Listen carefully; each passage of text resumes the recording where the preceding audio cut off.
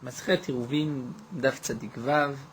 Nous commençons à la 12e ligne, au dernier mot, Uman Shamatle, Shabbat Zman Tfilin. Donc nous avons vu dans le Daf précédent les dynimes de celui qui a trouvé des téfilines pendant Shabbat. Ces téfilines risquent d'être perdues, d'être volées. Il a le droit, comme nous l'avons vu dans la Mishnah, de les rentrer en les portant. Il va mettre les téfilines et les rentrer jusque dans la ville. Donc là, nous reprenons ce que nous avons vu, la machloket dans la Mishnah, entre Tanakama et Rabban Gamliel. Celui qui a trouvé des téfilines, Tanakama nous a dit, au début du Pérek, Machnisan Zoug Zoug, on pourra rentrer les téfilines paire après paire. C'est-à-dire, on va mettre d'abord téfilines shel Yad, téfilines shel Rosh, on va les rentrer dans la ville, les poser dans un endroit à garder, et ensuite on retourne et on ramène toutes les paires de téfilines qu'on a trouvées. Rabban Gamliel dit on peut mettre même deux paires en même temps, deux par deux. Et la Gemara avait cherché quelle était la raison de leur machloket. La conclusion de la Gemara, que nous avons vu, c'était l'explication que la Gemara avait donnée à la fin de Daf Tzadik à Moudbet, où la Gemara avait expliqué ainsi la machloket entre Tanakama et Rabban Gamliel, c'est sur le din de Shabbat Zman Tfilin ou pas. C'est-à-dire, est-ce que Shabbat, on a le droit de mettre les tfilin? Est-ce que Shabbat, il y a aussi la mitzvah de mettre les tfilin? De toutes les manières, même si on dit Shabbat Zman Tfilin, on ne mettra pas les tfilin Shabbat, les Chachamim ont interdit, comme expliquent les Rishonim, mais Minatora, on peut mettre des tfilin Shabbat. Donc là, la Gemara nous dit, Tanakama pense que Shabbat c'est Zman Tfilin, on peut mettre les tfilin aussi Shabbat, on accomplit la mitzvah si on met des tefilin Shabbat. Et donc, puisque Shabbat Zman Tefilin, donc les Chachamim nous ont permis de rentrer ces tefilin pendant Shabbat seulement dans le cas où je vais m'habiller de ces tefilin et que ça ne va pas être un poids. Et donc Rashi avait expliqué, étant donné que Shabbat Zman Tfilin, lorsqu'on met deux paires de tfilin, on transgresse l'interdiction de Bal Tosif. La Torah nous a ordonné de mettre une seule paire et non pas deux paires de tefilin. À ne pas confondre avec les deux paires de tefilin de Rashi et Rabbeinu Tam. Là-bas, c'est simplement puisqu'il y a une machloket dans l'ordre des parachiotes. Mais de mettre deux paires de tefilin identiques dans l'ordre des parachiotes et le même, là, on risque, donc on transgresse l'interdiction de Bal Tosif. S'il y a une interdiction de Bal Tosif, l'interdiction de rajouter sur les mitzvot, ce n'est plus un malbouche, un habit, ça devient au contraire un poids, et donc on transgresse Shabbat si on porte deux paires de tefilin, même si on s'habille de ces deux paires de tefilin. Ça, c'est lorsqu'on dit Shabbat Zman Tfilinu. Rabban Gamliel pense que Shabbat Lav Zman Tfilin. Et donc les Chachamim m'ont permis de rentrer les tfilin. Simplement, pourquoi? Puisque les Chachamim ont permis, Mishum Atzala, c'est-à-dire de sauver ces tefilin, de les porter comme, puisque c'est un habit, un tarchit, un bijou, sorne de tefilin.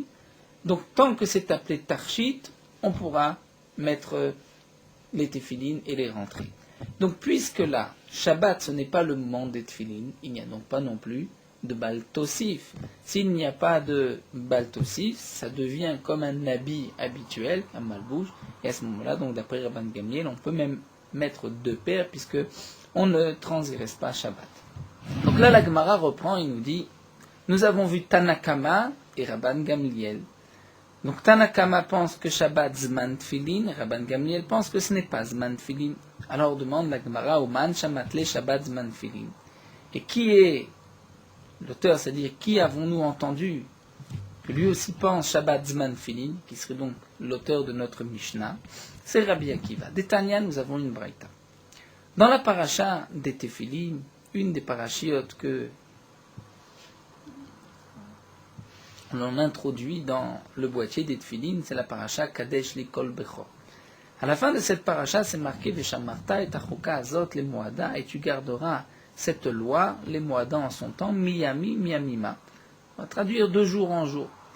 Mais Miyami, Miyamima, la Gemara explique, d'après Rabbi Yossi Aglili, Yamim, que signifie Yamim, c'est le jour. Et il s'agit ici de la mitzvah des Tefilin. Yamim, le jour, velo lelot, et pas la nuit. La nuit, on n'a pas la mitzvah de mettre les tefillin. Mi-yamim, puisque la Torah dit mi-yamim, c'est-à-dire parmi les jours, mais non pas tous les jours, on va exclure certains jours. Quels sont les jours qu'on exclut? Velo kol yamim, pas tous les jours, prat les shabbatot, yamim tovim, à l'exception de Shabbat et de Yom Tov, ce sont les paroles de Rabbi Yossé Aglili. Il est vrai que nous savons, nous connaissons d'avance que la Gemara rapportera par la suite qu'en vérité, pourquoi on ne met pas les tefillin Shabbat, c'est parce que c'est marqué Ve'ayu les hôtes, Chatam les hôtes al yadecha, et que Shabbat c'est aussi un hôte, un signe, et donc nous n'avons pas besoin d'autres signes des tefillin, mais ça c'est une dracha que nous verrons par la suite. Ce n'est pas ce que pense ici Rabbi Yossé Aglili.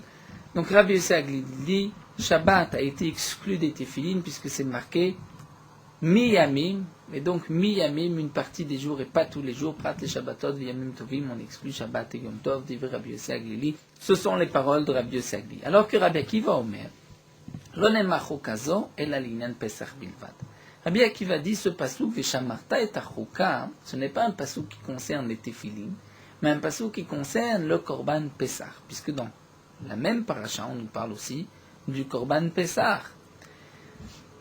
Et donc, nous dit la Gemara, d'après Rabbi Akiva, puisque ce pasouk nous parle de Korban Pessah, c'est-à-dire, comme l'explique Rashi, Miyami Mima, c'est-à-dire d'année en année, on devra apporter le Korban Pessah. Donc Rabbi Akiva n'a pas la dracha de Rabbi Yossé Aglili, et on ne peut pas exclure Shabbat et Yom Tov de la mitzvah des tefillin. Donc ça voudrait dire que d'après Rabbi Akiva, on a l'obligation de mettre des tefillin Shabbat. C'est Zman tefillin. C'est-à-dire, on peut mettre les tefillin Shabbat. Alors demande la Gemara. Donc c'est vrai, Rabbi Akiva peut peut-être penser que Shabbat Zman Tefillin. Alors Vela Detnan, ce qui est marqué dans la Mishnah, que à Pessah, Vea Mila Mitzvah Tassé, nous avons une Mishnah dans Kritout qui nous dit que Pessah et Mila, donc la mitzvah de Pessah, la mitzvah de la Brit Mila, c'est Mitzvah Tassé, c'est un commandement positif. Si on dit un commandement positif, Mitzvah Tassé, c'est que il n'y a pas de lave d'interdiction. Et donc la Gemara nous dit, l'ema de Rabbi Akiva, on pourrait dire que ce n'est pas comme Rabbi Akiva.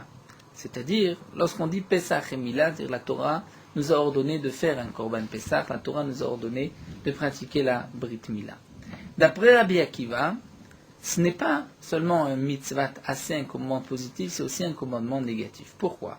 Puisque Rabbi Akiva explique Veshamarta et achuka azot, tu garderas cette loi, c'est le Korban Pessah. Et nous avons une règle, par ailleurs, Rabbi Avin, comme nous allons voir, la Gemara va le rapporter, nous enseigne que chaque fois que c'est marqué Ishamer ou Pen, Al, c'est un lotaase. Donc Veshamarta, garde, fais attention, ça doit être un lotaase, c'est considéré comme un commandement négatif.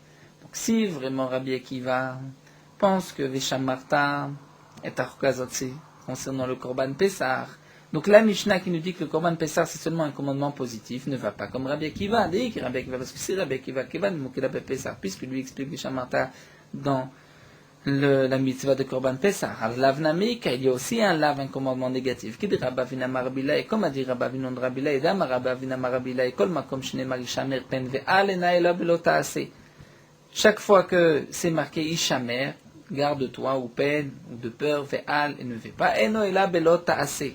C'est un lotaase. Donc ici aussi, Vishamarta, ça devrait être même un commandement négatif. C'est-à-dire, fais attention de ne pas transgresser ce commandement si tu n'apportes pas ton Korban Pessah. Alors la Gemara continue, il dit, Aflut et Rabbi Akiva, on peut dire qu'en vérité, même la Mishnah qui nous dit que Korban Pessah c'est un commandement positif, c'est comme Rabbi Akiva. Pourquoi? Ishamer de lav, Ishamer de assez. Tout dépend comment ce Ishamer est marqué. Si Ishamer c'est avec un lav, c'est effectivement un lav. Mais Ishamer de assez, c'est un assez. C'est-à-dire, comme nous explique Rashi, lorsque le Ishamer est fait attention de ne pas faire, là c'est un lav. Mais lorsque c'est attention fait, là c'est un assez. Comme Rashi nous donne des exemples. Lorsque la Torah nous dit Shamer lecha pentichot berit, fais attention de ne pas te lier d'alliance avec les habitants de la terre. Donc là, l'interdiction est de ne pas lier une alliance. Ou bien, Ishamer benegat sarat, fais attention de la lèpre, on a l'interdiction de couper un bouton de lèpre. Donc là, le Ishamer se transforme en lave, puisque c'est attention, ne coupe pas le bouton de lait. Mais lorsque c'est un Ishamer DAC, c'est-à-dire fais attention de faire, comme ici, fais attention, fais le Korban Pessah, ça reste un AC. Et donc, d'après Rabbi Akiva, Korban Pessah restera un AC. Donc on revient.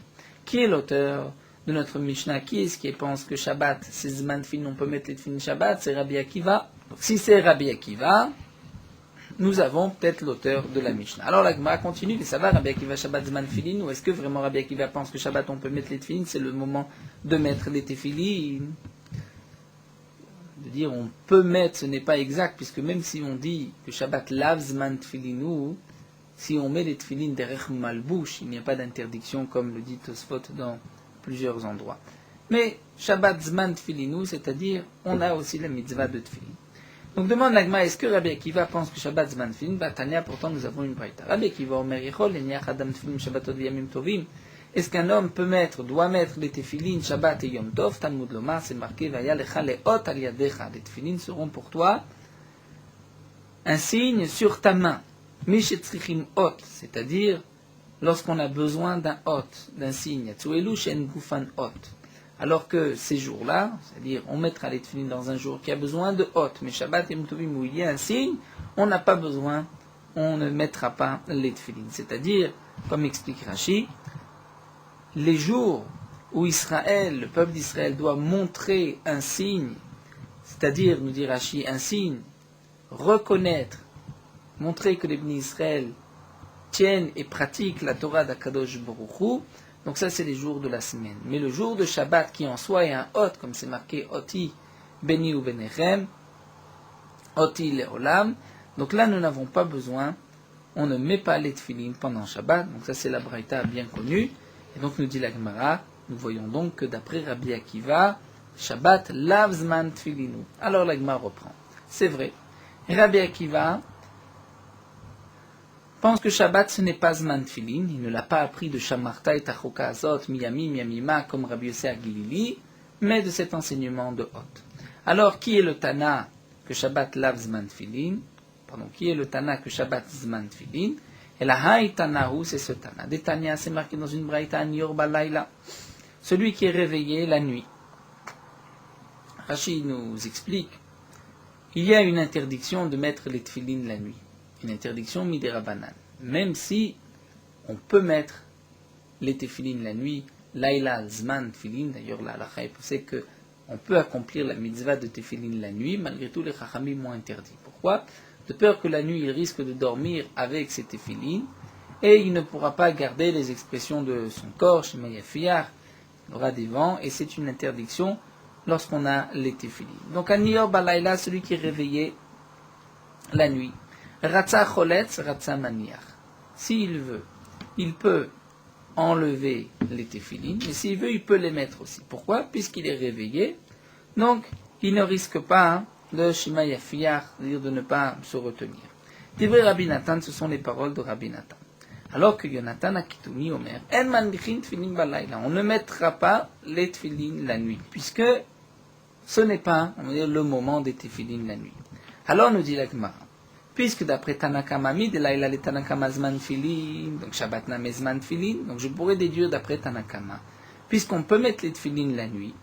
Donc Tanakama ne pense pas comme Rabbi Yosef à Galili et n'exclut pas la nuit des Tfilin. Donc Shabbat Nameh Zman Tfilin, Shabbat aussi c'est un moment de Tfilin, puisqu'il n'est pas exclu du Pasuk Veshamarta. Donc nous avons un Tana qui pense que Shabbat c'est aussi Zman Tfilin. Mais la Gemara demande, peut-être que ce Tana malgré tout pense que Laïla Zman Tfilin, mais Shabbat ce n'est pas Zman Tfilin, comme le pense Rabbi Akiva lui-même. Dilma sfira le Laïla Zman Tfilinu, mais Shabbat lav Zman Tfilinu. D'ailleurs, de Hachaminan Rabbi Akiva, nous avons vu d'après Rabbi Akiva, Demar Laïla Zman Tfilinu, Shabbat lav Zman Tfilinu. Donc Rabbi Akiva pense que Laïla c'est Zman Tfilin, mais pas le Shabbat, parce qu'il y a le deuxième pasuk de Vaya Lecha Leot. Donc peut-être que ce Tana aussi pense que Shabbat lav Zman Tfilinu. Donc on revient à la question initiale, qui est le Tana qui pense que Shabbat Zman Tfilin? Et là, Tanaou, c'est ce Tana de Tania Michal Bat Kushi. Michal, la fille du Kushi. En vérité, il s'agit de Michal, la fille de Shaoul. Shaoul est appelé dans ses vers Teilim Kush ben Yemini. comme Rachid l'explique sur place, pourquoi couche signifie couchi, un noir, de la même manière que le noir est différent des blancs par sa couleur, eh bien, Shaoul était aussi différent de sa génération par ses actions, par sa grandeur. Donc, Shaoul était surnommé Kushi. Michal bat Kushi, Haïta manechet filin. La fille de Shaoul mettait les tefilin. Velo michuba chachamim, les chachamim ne se sont pas opposés. Veishto shel Yona, et la femme de Yona, Yona le Navi, Haïta olé la régel. Elle montait la régel, c'est-à-dire toutes les 3 fêtes, la mitzvah de Aliyah la régel. Bien que cette mitzvah aussi dépend du temps, est une mitzvah pour les hommes et non pas pour les femmes. Velo michuba chachamim, les chachamim ne se sont pas opposés à la femme de Yona. A priori, donc la preuve de la Gemara, c'est qu'on aurait dû s'opposer à Michal. Pourquoi? Puisque, étant donné que Tfilin, c'est une mitzvah qui dépend du temps, les femmes sont dispensées de ces mitzvot, donc une femme ne peut pas accomplir cette mitzvah. C'est ainsi que la Gemara pense en tant que Avamina. Donc nous dit la Gemara, Mitlo michuba chachamim. Donc puisqu'au contraire on voit que les chachamim ne sont pas opposés, Almaka savre mitzvata c'est shlazman gramaou. Donc on voit que les chachamim pensent que c'est une mitzvah qui ne dépend pas du temps. Donc Laïla, la nuit et Shabbat, on a aussi l'obligation des tefilin, et c'est pour cela que Michal a pu mettre des tefilin. Alors la Gemara dit, c'est pas sûr. Dilma savarna ke Rabbi Yosef. Peut-être que le Tana de la Braïta pense comme Rabbi Yosef, nous tournons la page d'Amar Nashim Somchot Reshut. C'est-à-dire, comme nous allons le voir, Rabbi Yosef pense que bien que sur un korban, lorsqu'un homme apporte un korban, il doit faire la smicha, c'est-à-dire poser ses mains sur le korban. Et dans le pasouk, c'est marqué Daber el Bene Israël, Adam qui a écrit Vesamach Yado, donc c'est un Ben Israël, un homme qui doit faire la smicha et non pas une femme. Malgré tout, dit Rabbi Yosef, si une femme veut, elle peut faire la smicha, c'est facultatif, mais elle a le droit. Et donc, nous dit la Gemara, on pourrait aussi expliquer que les chachamim ne se sont pas opposés, bien qu'en vérité c'est une mitzvah qui dépend du temps, malgré tout, si une femme veut l'accomplir, elle a le droit d'accomplir cette mitzvah. Donc, nous n'avons pas de preuve non plus de cette braïta. D'ailleurs, la Gemara apporte une preuve. Deilotemachi, si tu ne dis pas ainsi, alors Ishto shel Yona ita ola le regev lo michuba. Comment va-t-on expliquer la suite de cette braïta? C'est marqué que la femme de Yona montait la régel, les femmes ne sont pas opposées. Mais là, c'est sûr, tout le monde est d'accord que la mitzvah d'Aliyah régel dépend du temps, puisque c'est seulement au moment des 3 fêtes. Mikal et mandama régel av mitzvah tassé, shazman gramaou, y-t-il un mandama, quelqu'un qui pense que le régel, c'était pas une mitzvah qui dépend du temps, c'est évident que ça dépend du temps, Pessah, Shavuot, Sukkot. Et là, donc tu es obligé de dire que ça va réchoute, que le Tana pense qu'elle n'avait pas l'obligation, mais elle a pu aussi le faire. Achaname Reshut, là aussi on expliquera, elle n'est pas obligée de mettre les tefilin, puisque c'est une mitzvah qui dépend du temps, parce que Shabbat on ne met pas les tefilin, mais malgré tout, elle a mis les tefilin, les chachamim ne se sont pas opposés. Et donc de là, nous dit Tosfot, au nom de Rabbeinu Tam, toute femme peut faire aussi une bracha en accomplissant une mitzvah, shazman grama, qui dépend du temps. Quelle est la preuve de Tosfot? Puisque c'est marqué qu'ici Michal bat Shaoul mettait les tefilin. Dit Tosfot certainement que lorsqu'elle mettait les tefilin, elle faisait aussi une bracha. Et donc Tosfot va rapporter des preuves. Est-ce qu'une femme peut faire une bracha ou pas? La chita de Rabbeinu Tam. Tosfot rapporte que d'autres ne sont pas d'accord avec Rabbeinu Tam et pensent qu'une femme qui n'a pas l'obligation, puisque c'est mitzvah shazman grama, ne pourra pas non plus faire de bracha. On aurait pu, petite parenthèse, rapporter une preuve que Tosfot voulait ramener à cette machloket. C'est marqué dans la Gemara de Kiddushin qu'une femme est dispensée de l'étude de la Torah. Et pourtant, nous savons qu'une femme peut monter au Sefer Torah et peut faire partie du compte des 7 montées pendant Shabbat. On ne le fait pas d'arketzniut, mais une femme peut monter à la Torah, peut faire les brachot et faire partie du compte des 7 montées. Donc a priori, comment une femme peut faire la bracha, puisque elle n'est pas, donc la Birkat Torah, alors qu'elle n'a pas l'obligation de Talmud Torah. Mais là, nous dit Rabbeinu Tam, nous n'avons pas de preuve. Donc on ne peut pas apporter une preuve que bien qu'elle n'a pas l'obligation de Talmud Torah, malgré tout elle peut faire une bracha, et donc de dire, chaque fois qu'une femme n'a pas de mitzvah, elle peut malgré tout faire la bracha. Nous dit Rabbeinu Tam lui-même que ce n'est pas une preuve. Puisque la bracha de Kriyat Torah, lorsqu'on montre au Sefer Torah, ce n'est pas parce qu'on a une obligation d'étudier la Torah. La preuve, nous dit Tosfot, c'est que même si quelqu'un a fait juste avant la bracha Birkat Torah, comme nous faisons tous les matins, malgré tout, lorsqu'il monte Sefer Torah, il doit répéter cette bracha. De plus encore, lorsqu'il n'y a pas de Lévi, le Kohen montera une deuxième fois, et il fera encore une bracha, mais il vient de faire une bracha Birkat Torah. Donc de là, nous dit Rabbeinu Tam, la raison, c'est simplement parce qu'il y a une kriya betzibour, mais ce n'est pas parce que nous avons la mitzvah d'étudier la Torah qu'on fait une bracha, donc c'est vrai que la femme pourra faire cette bracha, c'est une bracha pour kriyat Torah, mais non pas pour la mitzvah de Talmud Torah. Donc revenons à notre Gemara, à la question initiale, qui est le Tana qui pense que Shabbat Zman Filin. Elai Tanaï, c'est ce Tana. Des Tanya, nous avons une braïta Motze Tfilin.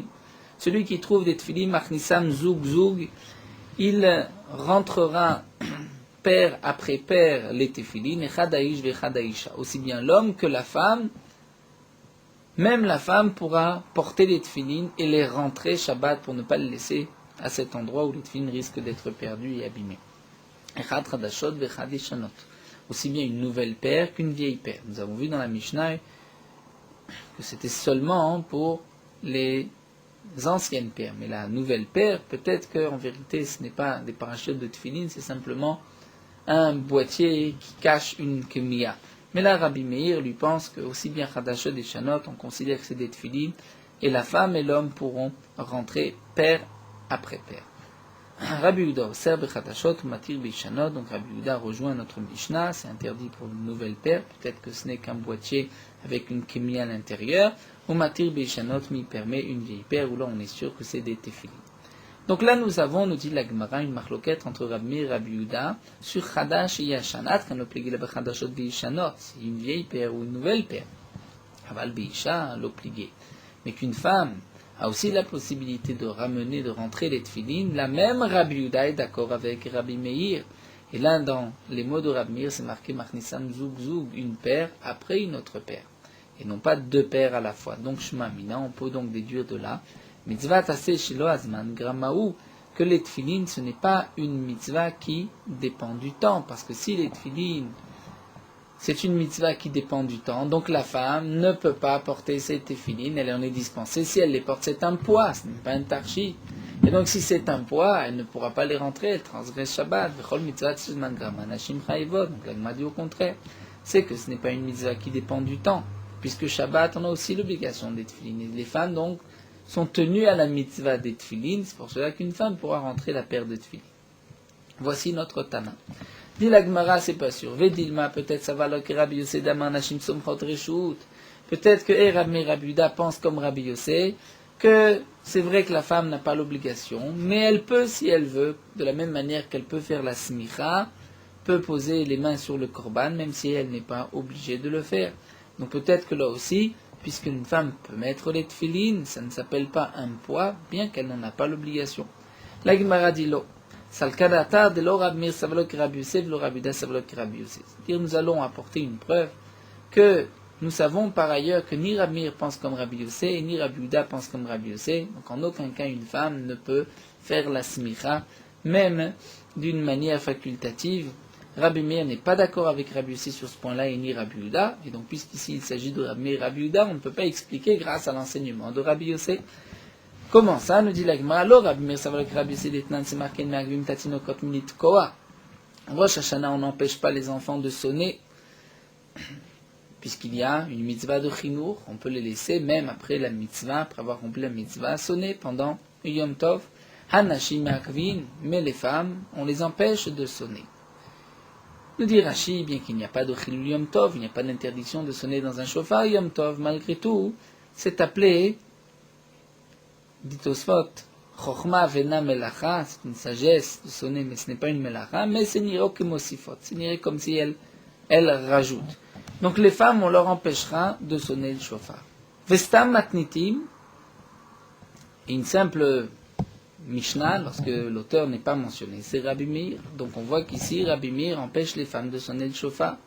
Donc Rabbi Meir ne pense pas comme Rabbi Yossé. D'après Rabbi Yossé, on pourrait laisser une femme sonner le chauffard. Rishout, c'est facultatif. Peu le Rabbi Yuda Sabalo qui Rabbi Yossé, ni Rabbi Yuda pense comme Rabbi Yossé. D'Etania, nous avons une braïta d'Aber Ben Israël Vesamar. Le passouk dit parle au Ben Israël.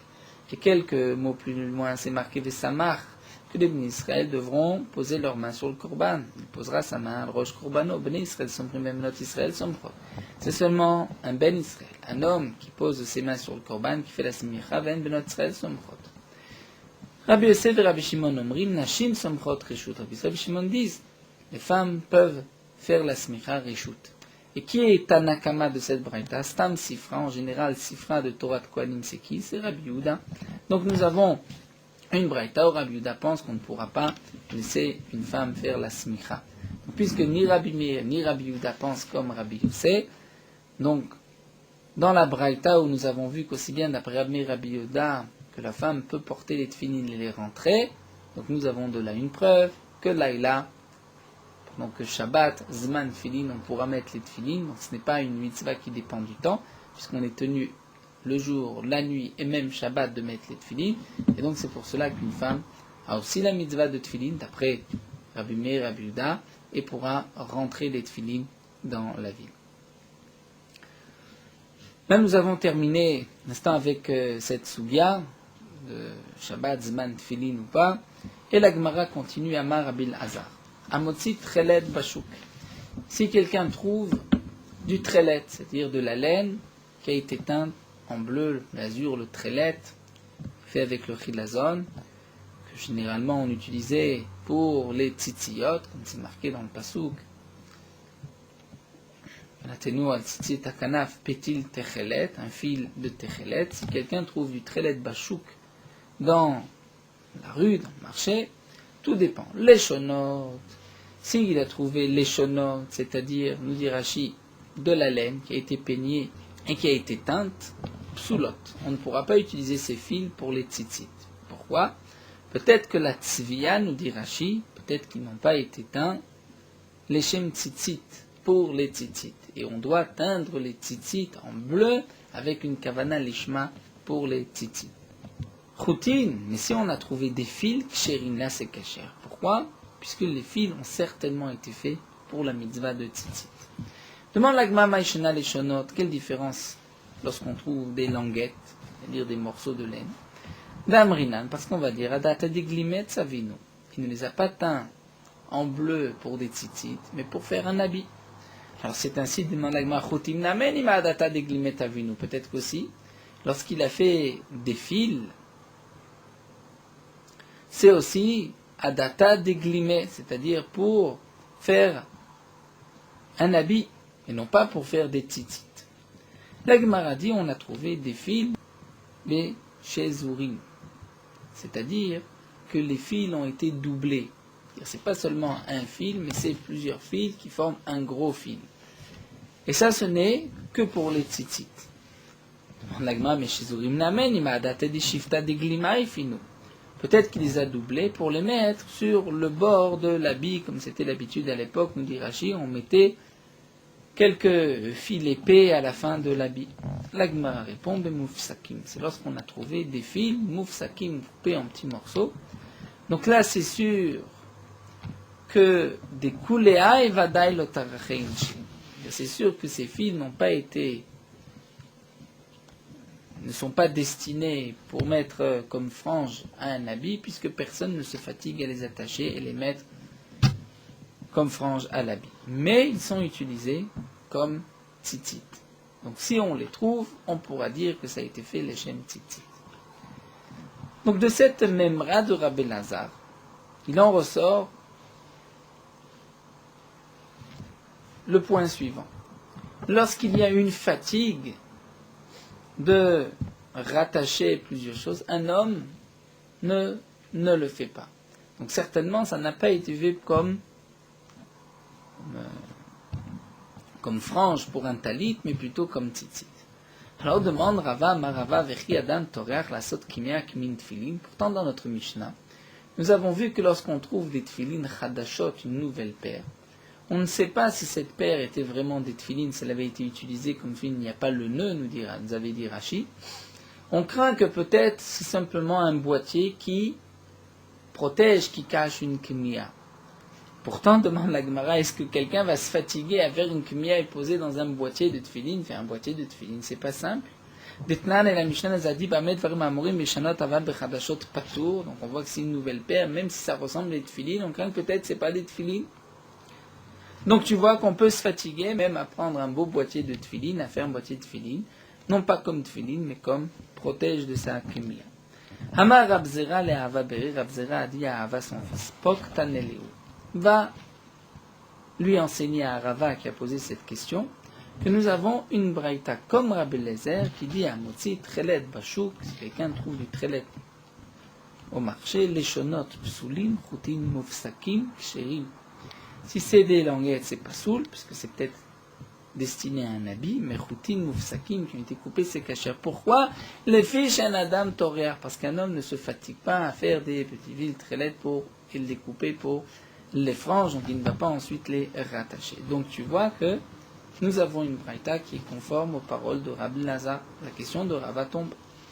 Amar Rava, Rava continue, dit Mishum de Tanela va bere de Ravzera qui pète lele, parce que Ava, le fils de Ravzera, a enseigné cette braïta, alors qui pète lela, c'est comme s'il lui a mis une boucle d'oreille, un anneau, c'est-à-dire ça devient une braïta sur laquelle on ne peut pas discuter, mais notre Mishnah dit le contraire. Vatan Bamet Varema Moribishanot, Aval Bechadashot Patour, la Mishnah nous dit que si c'est une nouvelle paire, on craint que peut-être ce n'est pas des tefilin, c'est simplement un protège pour la kmiya. Donc on voit qu'un homme se fatigue à faire des tefilin pour simplement cacher une kmiya. Et la marava, tarar, velo tarar tanaï. Dit Rava en vérité, cette notion de tarar ou lo tarar, c'est une marloquette tanaïm. De Tanya, nous avons une braïta. Ce que nous avons vu entre Rabbi et Rabbi Yehuda, Hamotzi tefilin machnisam zug zug echad haish vechad haisha. Rabbi Meir nous a dit dans la braïta, si quelqu'un a trouvé tefilin, pourra les rentrer paire après paire, aussi bien l'homme que la femme, echad chadashot vechad ishanot, soit une nouvelle paire ou une ancienne paire. Puisque d'après Rabbi Meir, un homme ne se fatigue pas à faire une paire de tefilin si ce n'est pas pour des tefilin. Donc c'est certain que c'est des tefilin. Rabbi Yehuda oser bechadashot ou matir beishanot, puisque Rabbi Yehuda pense qu'on peut se fatiguer à faire un boîtier de tefilin, même si ce n'est pas pour des tefilin. Al-Mamar savar tarachinish, Mamar savar lo tarachinish. Donc on voit, l'un pense que tarachinish, l'autre pense que lo tarachinish. Donc le din de Rabbi Lazar est en vérité une machloket, même entre Rabbi Meir et Rabbi Yehuda. Nous allons nous arrêter ici. Nous prendrons Ezrat Hashem de suite demain. Donc là, les dapim sont plus faciles. On a quitté un petit peu Hérouvi. Vous voyez déjà dans les soubiotes de Tefilin.